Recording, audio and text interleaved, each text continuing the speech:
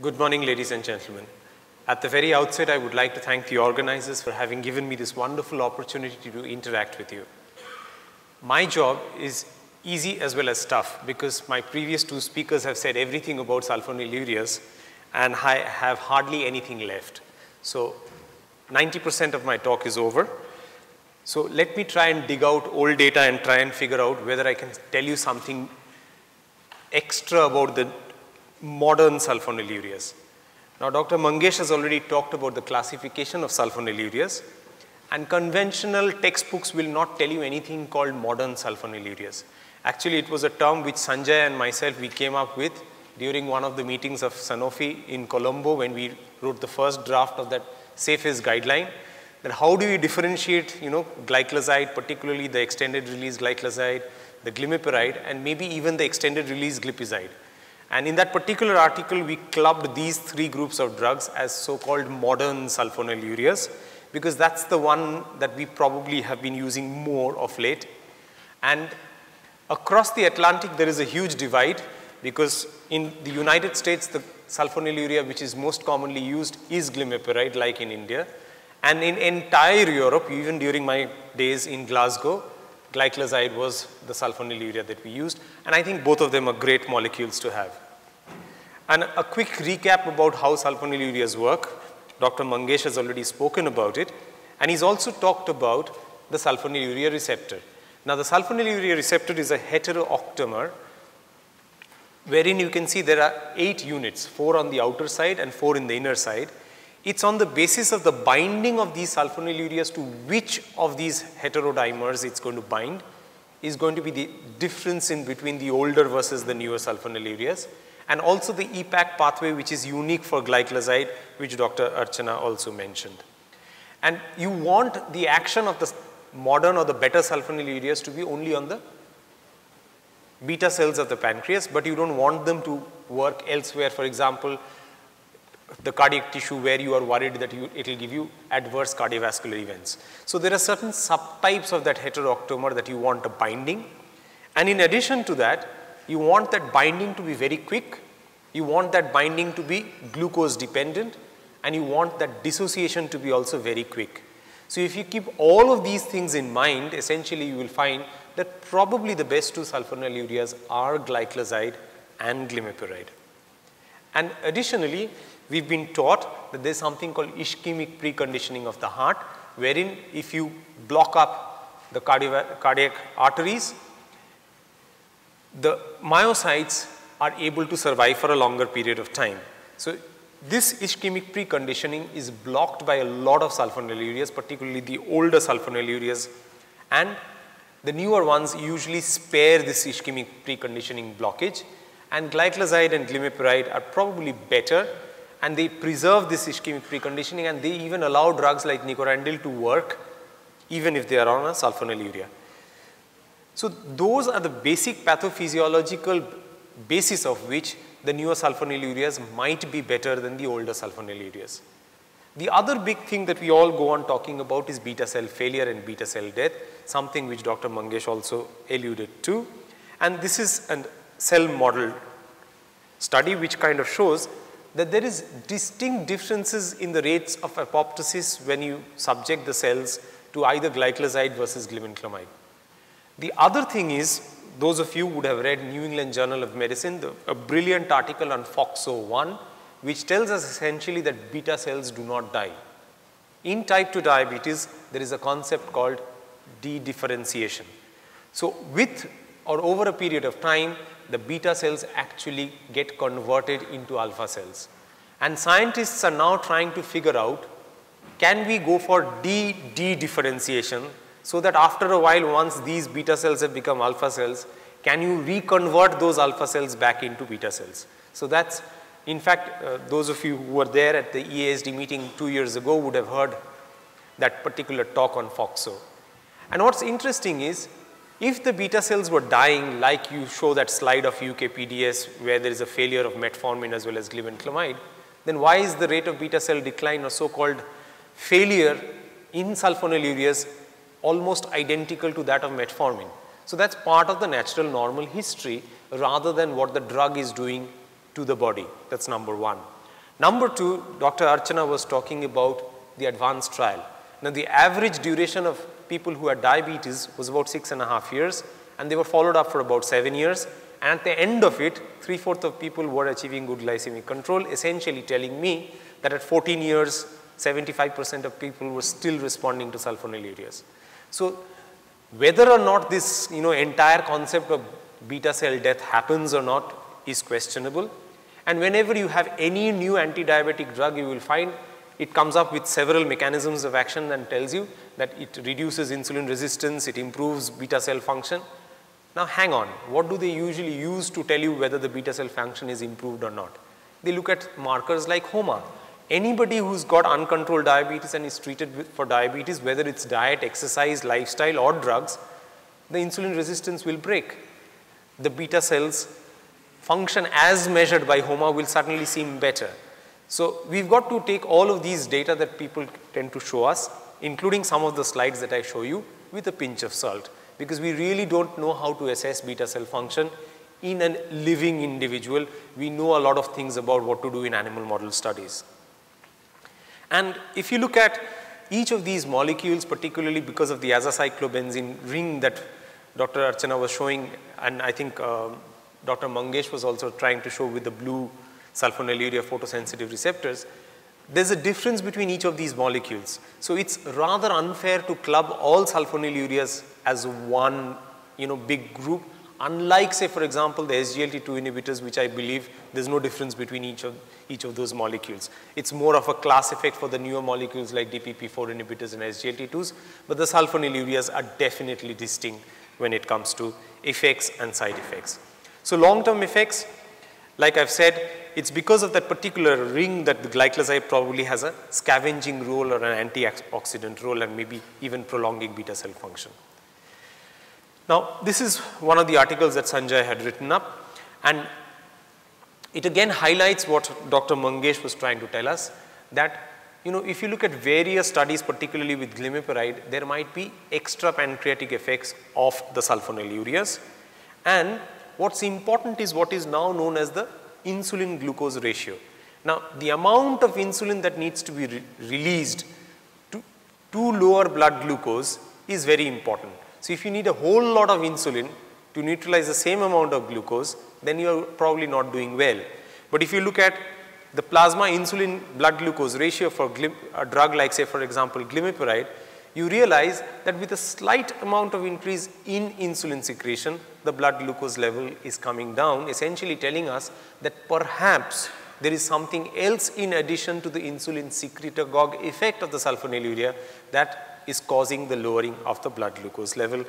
Whereas if you look at the older drugs like glibenclamide, you needed a huge amount of insulin secretion, and the drug would cause huge spurts of insulin release even after the blood glucose had normalized, increasing the possible risk of hypoglycemia.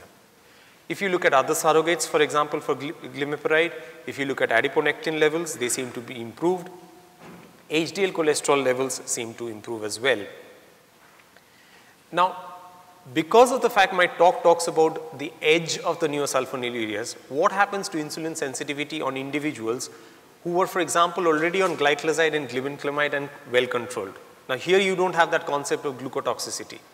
So once you switch them over to the newer sulfonylureas, it seems that even with a lower level of insulin, they are actually achieving good glycemic control. So there might be some bit of truth of the newer sulfonylureas having lower insulin glucose ratios. And like I've said, it controls glycemia with less insulin secretion than other sulfonylureas. So as doctors, we have a big, huge wish list, We are greedy. We want all of these to be the characters of the drugs that we use for blood glucose control. And if you look at each of them, in spite of what industry comes and tells you about glycemic control and potency of drug, you and I know, give someone a tablet of glibenclamide, his blood glucose is going to come down. Whatever other tablets you give, it's not going to come down that much. So sulfonylureas are undoubtedly the most potent oral hypoglycemic agents that we have in our armamentarium. And whatever meta-analysis you look at, sulfonylureas are second best only to insulin in terms of glycemic control. And even if you look at, glimepiride versus DPP-4 inhibitor studies, which are usually, if you read in small print, it's half maximal doses of glimepiride controlled with full doses of DPP-4 inhibitors. Still, if you look at that, the glycemic control is better with the sulphonylureas. Particularly if you look at the postprandial glucose lowering, because in India, because of the carbohydrate load that we tend to take, postprandial glucose lowering is great. And the other thing is, if you are struggling to control somebody's fasting hyperglycemia, give a tablet of sulphonylurea with the dinner time, you will see dramatic response in terms of lowering of fasting glucose. So apart from metformin and sulphonylureas, you actually have very few drugs which potentially target fasting hyperglycemia in addition to postprandial glucose levels. And again, this is one of the studies that I'm going to quote again a little later. There is clear evidence that compared to the DPP-4 inhibitors, they do better. And when we are talking about durability of glycemic control, there is a clear difference between the newer modern sulphonylureas versus the older sulphonylureas in terms of glycemic control. So please do not compare glibenclamide with glimepiride in terms of durability, though personally I still feel glibenclamide is a more potent drug than glimepiride. And even if you look at DPP-4 inhibitors and the durability of effect, the sulphonylureas do much better. This is again a study from the Annals of Medicine which clearly shows that the sulphonylureas are more durable than the gliptins in spite of what the gliptin companies would like you to believe.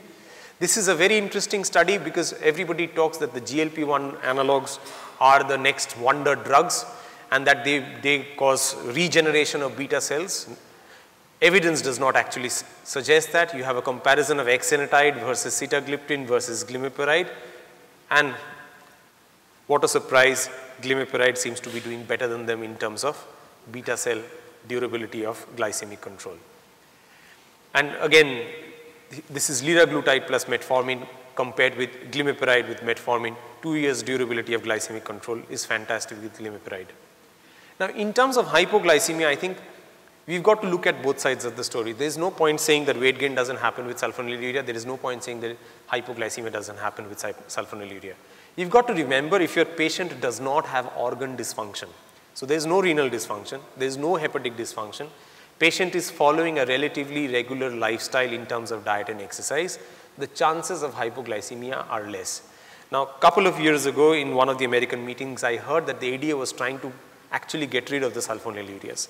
And they kept on saying, we don't have enough time to talk to patients, it's a lot of problem to try and explain to them how to adhere to all of this. Now, are we not using SGLT2 inhibitors? Can you use SGLT2 inhibitors with your eyes shut? You've got to speak to the patient and explain to the patient about certain precautions of using the SGLT2 inhibitor. Similarly, when you're talking about sulphonylureas, you've got to explain to the patient, firstly, you've excluded organ dysfunction and tell the patient that it's like a tripod managing diabetes. There are 3 things that you've got to balance: your energy intake, your energy expenditure, and the dose of the drug that you're taking.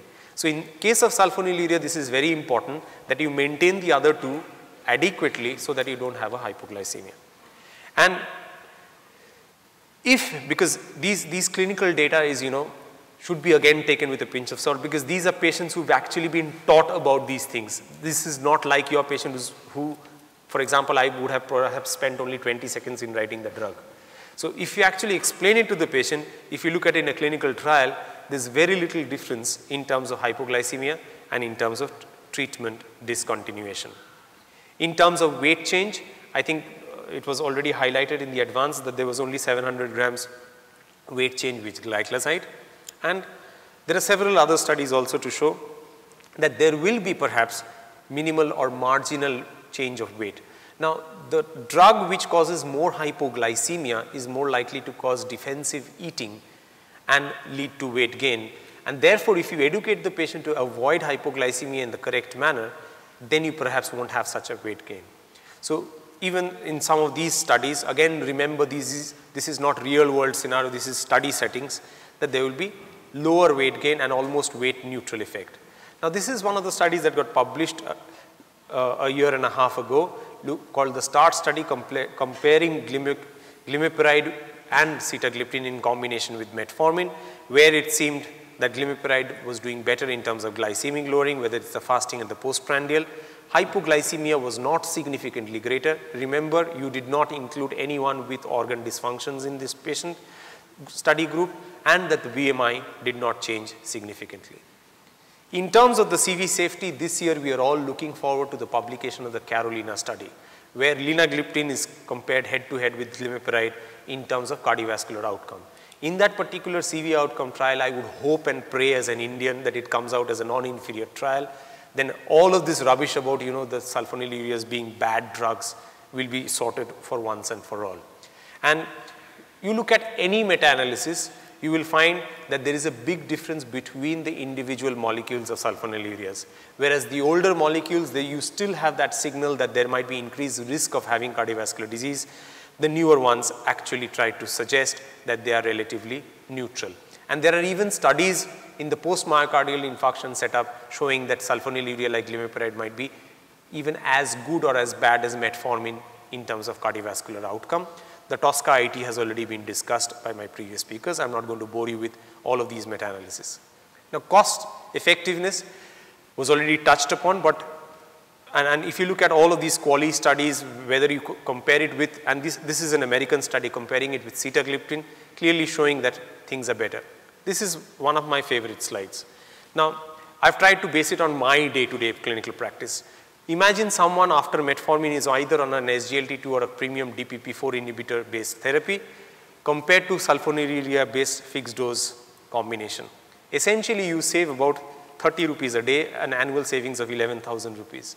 That will actually cover the cost of the statin, the aspirin, the ACE inhibitor, the ARB, the routine blood tests, the fees for a poor doctor like me, and also all of my paramedical staff, including the optometrist, the dietitian, the podiatrist, everyone. So what do you want to control? Because we've been told that we should go for multifactorial risk intervention. Do you want to just lower the blood glucose with so-called fancy newer drugs, or do you want to do everything for the patient? And if you look at all the guidelines, this is from our article published earlier this year. If you compare a SU-based therapy compared to DPP4 inhibitors, it will be more efficacious and more durable. If you compare with pioglitazone, the SU-based will have lower risk of weight gain. If you compare with SGLT2 and metformin, there is non-inferior glycemic control, but I still believe the SUs will actually do better. The GLP-1, of course, will be much, much more expensive. And when you're talking about the older individuals, elderly patients, you can still use the sulphonylureas.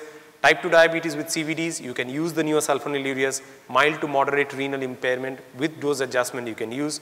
And even during Ramadan, which is currently going on, you can use. So what about the guidelines? I'll just quickly go through them. The AAC guideline, which is heavily biased by industry, has put SUs somewhere lower down because of the hypoglycemia and weight gain bit. If you look at the IDF, which is more for the developing country, it's still going strong for the sulphonylureas. And it talks about the major CV and CHF as well as neutral for the sulphonylurea. If you look at the ADA guideline, it still has sulphonylurea, though at the second line, you now know that there's something called assessment for ASCVD. Hopefully, that will get modified after the publication of the Carolina study. And if you look at the modern sulphonylurea efficacy, CV neutrality, cost, and renal, you will find that it does well. This is from our older guideline. This is that classification that I was just talking about. And the RSSDI, this is the safe and smart. And this is the newer article which you can read in the January-February issue of IJEM. And again, just to highlight, this is not Indian data. This is American data which still says, even in the United States, the drug which sells most after metformin is sulphonylurea. So we Indians aren't fools. The Americans are actually following us. I shall stop there for any questions. Thank you very much. By all the speakers that they are cheap, they are available everywhere, and they have got their proven benefits in Indian scenario. Any questions from the audience? Yeah. Sir, I have a comment. Yeah. Comment to all the three speakers. It's a wonderful journey. Started with Dr. Mangesh, then Madam, then Dr. Sujay Ghosh. I think they need a round, very really well. Thank you, sir and Madam. Thank you. Thank you very much. Sujay, a couple of comments and question to you also, right? Sujay is one of the pioneers of a very, very strong guy who has supported sulfonylurea along with Dr. Sanjay Galra, Dr. Ashok Kumar Das. And they got all the, not only the Indian people, but also the entire South Asian countries together and formed a society of safes. I feel really jealous and I feel very sorry for myself that I could not be a part of it. But now hence in all the future ventures I am going to be a part of that. So as you talked about your glibenclamide versus glimepiride or gliclazide on the insulin drug and the glucose, insulin and the glucose disposal ratio, would it be possible that glibenclamide is little bit culprit for little secretion of premature insulin or right. in an earlier form of insulin rather than There is a concept of the pro-insulin insulin ratio. Exactly. So for the glibenclamide that's higher, but again we still haven't dumped glibenclamide. Yes. We still have glibenclamide, and who knows, maybe 10 years down the line again there'll be a new guideline on particularly pregnancy diabetes telling us to use glibenclamide maybe. I don't know. Still in our clinical practice, we see that patients who are not controlled on gliclazide, they get well controlled on glibenclamide. Yes, so if you look at potency wise, if we compare the sulfonylureas, I would suggest that glibenclamide is perhaps the most potent of the sulfonylureas that we currently have, followed by glimepiride, followed by gliclazide. Glibenclamide is also used in neonatal diabetes, so Yes, that's another yes, place where no yes. other sulfonylurea Yes. is And being also- used. also That's a in niche area. And also Very niche. glibenclamide is the only sulfonylurea which is, even though it's a big, grade B evidence, but still approved in pregnancy. So this is another very, very strong point. Yes, sir, you can come to the mic and ask. Please come to the mic. Please come to the mic, sir.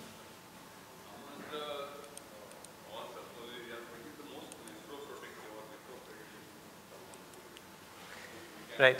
There are two parts of that question. Number one is conventionally we've been taught that the safest drug to use in renal dysfunction is glipizide.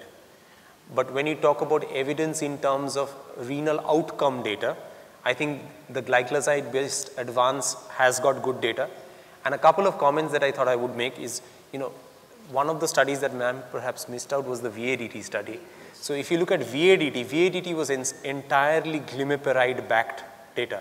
So if you look at microvascular outcome for VADT, you have renal protection with VADT, predominantly glimepiride based drug. What about gliclazide? You were telling this. Yes, gliclazide you have enough data for nephroprotection, and you have data for glimepiride as well in terms of nephroprotection. There is for both of these drugs. See, for Given a choice, you will use gliclazide for? It depends on the degree of renal involvement that you're talking about. So if this is someone whose creatinine hasn't increased, microalbuminuria is there, or very early renal involvement, either glimepiride or gliclazide would be the drug that I would use.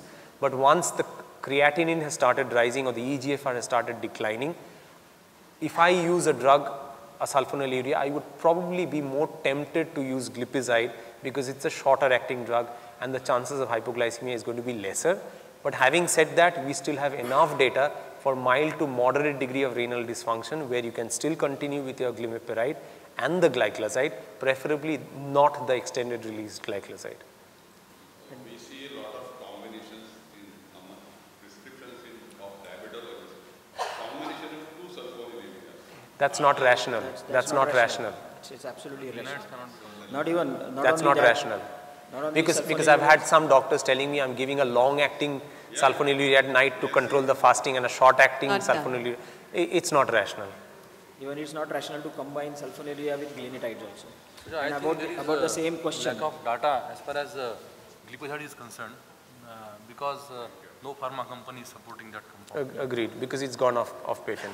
And to go further in his question, same about the nephro, believe me that kidneys are the main ways that you get sulfonylureas excreted out. So remember that, and they are not devils. Sulfonylureas are not devils. You need to understand. It's just that they are retained little longer time when you have got a kidney involvement.